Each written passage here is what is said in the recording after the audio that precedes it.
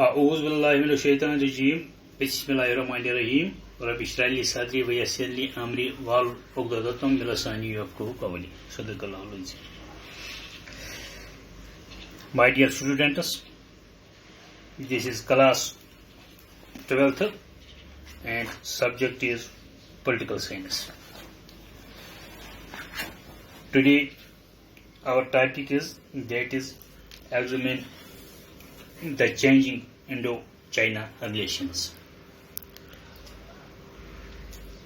Indo-China relations उनके बारे में हम रोशनी डालेंगे। जो पहले थे और आज तक उन्हीं के बारे में हम रोशनी डालेंगे। हिंदुस्तान और चाइना के ताल्लुकात क्या है। India and China had a cordial relations earlier. Hindustan और चाइना के दरमियान बहुत से करीबी ताल्लुकात थे। पहले ये दोनों मुल्क आपस में बहुत दोस्त थे।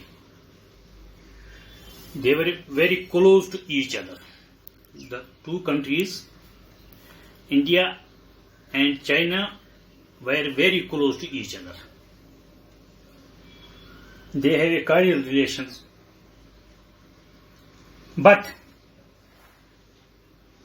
China attacked India in 1962. लेकिन चाइना ने हिंदुस्तान पर हमला किया 1962 में, जो हिंदुस्तान के लिए मुसीबत बन गया and became hostile to India.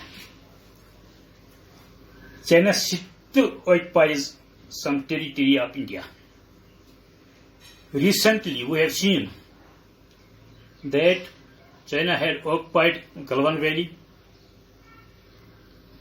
in May.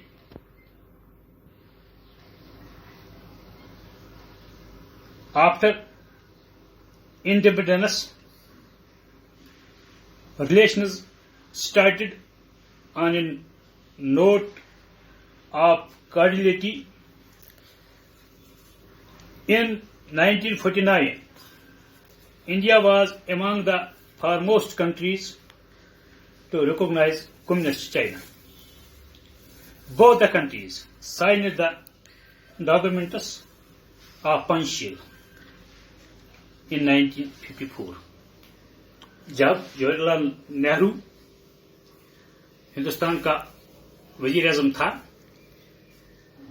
जब हिंदुस्तान और चाइना के दरमियान बहुत से खराब ताल्लुकात थे, लेकिन फिर पंडित जवाहरलाल नेहरू जी चाइना गया और उसने एग्रीमेंट चाइना से किया, जिस एग्रीमेंट को पंचशील एग्रीमेंट किया जाते हैं। That is called Panchsheel agreement. Both the countries signed the documents of Panchsheel in 1954, यानी 1954 में उन्होंने पंचशील एग्रीमेंट किया, विच वॉज बेस्ड ऑन। उस एग्रीमेंट में क्या लिखा गया, ये 5 निकात पर मुकर्रर हो गए दोनों मुल्क। पहला था म्यूचुअल कोऑपरेशन। पहला एग्रीमेंट था म्यूचुअल कोऑपरेशन।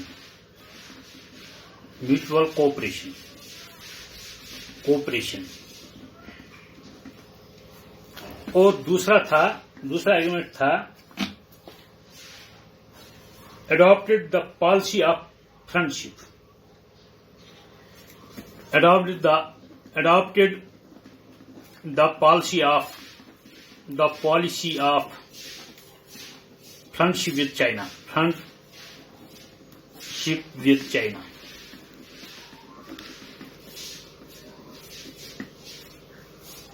ये दूसरा एग्रीमेंट था। और तीसरा था